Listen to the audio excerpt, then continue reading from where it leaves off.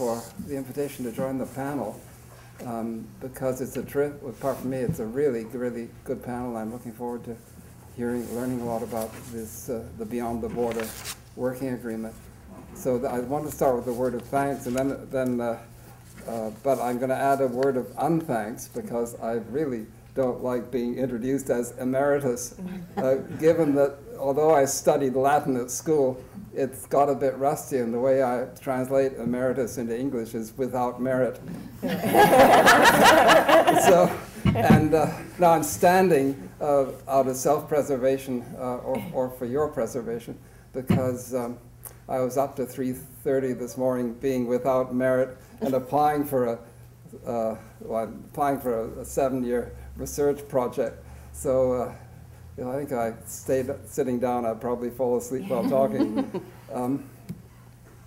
The question, I thought, well, if I'm starting, let me talk in very general terms.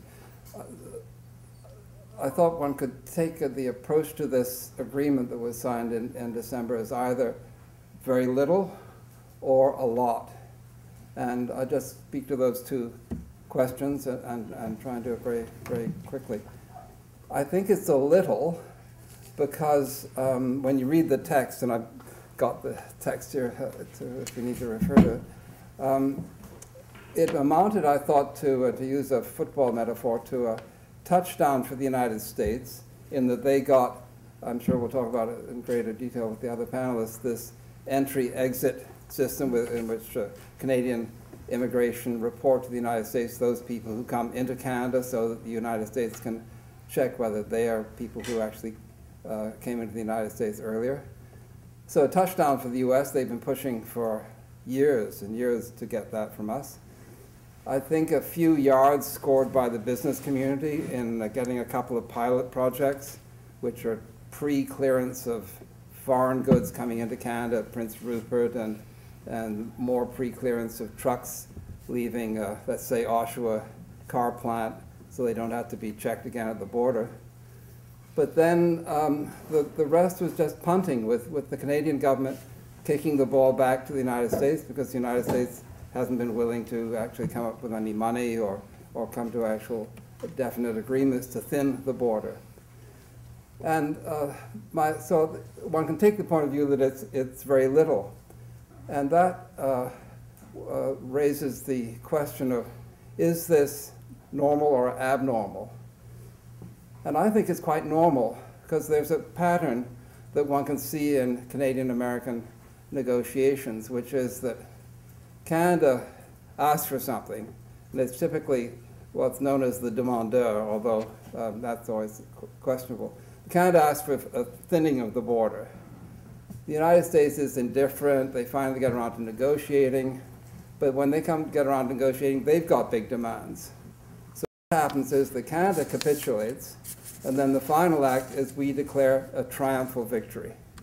And as you may remember, Mr. Harper just called this the greatest Canadian-American agreement since NAFTA. So I think that's part. You could take that approach. It's very little, but it shows the pattern of Canadian-American negotiations. The other approach is to say it's a lot. But the a lot happened 10 years ago, when after 9/11, after I got used to saying that, I used to bridle that Americanization of our thought pattern, but after September the 11th, 2001, the Canadian government made the big change then in accepting the US paranoid vision of the world situation, which was primarily, or even almost uniquely, defined by the terrorist threat coming from the Middle East. And Canada, rightly or wrongly, accepted that definition in order, because of another pattern, always seeking to get more access or to restore access to the US market. And it's been since then, it's in the last 10 years that a lot has happened. I don't think it happened in December. The first thing I've already said, we accepted the US analysis of the world situation.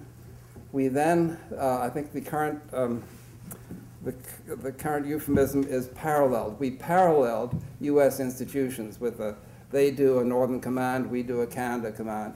They do a US Patriot Act, and Professor Roach will have remembered what the Canadian legislation is called. They put up do a Department of Homeland Security, we do an equivalent. And we claim that's all because we had thought about it anyway and we were going to do it, but it was clearly done to show the Americans that we were paralleling and that we could be trusted.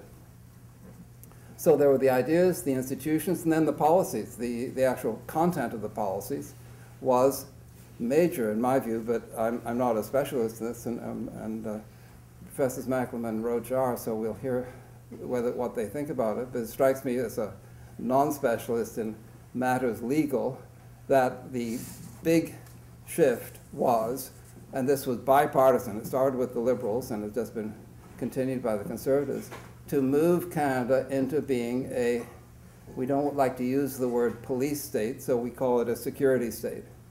But it's a state in, and I'm talking, of course, very, very general terms, but it's a state that when an international event is organized in Toronto in June of 2010, is willing to spend $1 billion on repression of citizens.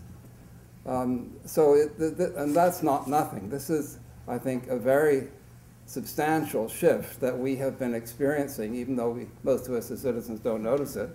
But it's, and I think Emily's talked more about, use the word militarization, but whatever word one uses, and of course the militarization is more in playing war at the expense of 150 lives in Afghanistan, futilely, but it's all in the sense of making Canada more like, even if it wasn't entirely, more like the United States. So let me end with, the first point about being little raised the question of the pattern of how we negotiate. The second point about being a lot raises the question of what's our model for understanding Canada. I mean, why do I think that this is unusual, that we have this pattern of weakness, impotence in negotiating with the United States? Well, partly it's because I think I'm using the wrong model for understanding Canada.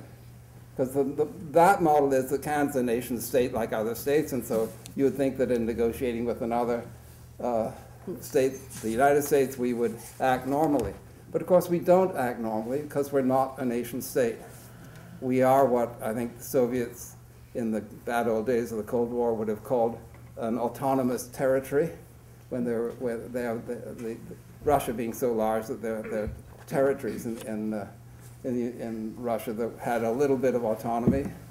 If we were Quebecers 30 years ago, we might have called ourselves a kind of sovereignty association where we're integrated but have a little bit of autonomy. And in that sense, I think, and this is I'll end with, in that sense, I think we can understand ourselves better here if we accept the unpleasant reality that our elites are profoundly colonial in their culture, that we've always been deferential towards the imperial center, whether it's Paris or whether it's London and whether it's now Washington. Our elites are timorous, fearful, deferential, desperate, needy, and we negotiate really weakly. And how one explains that, because these are tough business people on the whole, or tough right-wing politicians, and they're tough with other people. We're tough now with the Arab world. We're tough kicking Mexico in the shins, demanding the Mexican tourists apply for visas, or would-be tourists apply for visas. Ontario is quite strong when it negotiates with its state counterparts across the border. But it's with Washington that we're weak-kneed. And unfortunately, just one example, in the fall of 2001, when questions about an Iraq war were on the agenda, a very tough right-wing militarist historian, our colleague Jack Granatstein, said that we had to commit ourselves to supporting the United States when it declares war on Iraq lest we be punished. And that view of, oh my God, if we don't do what they want, we're going to suffer, is, I think, typical, not unusual. So on that happy note, I will look forward to being enlightened by my colleagues. Thank you.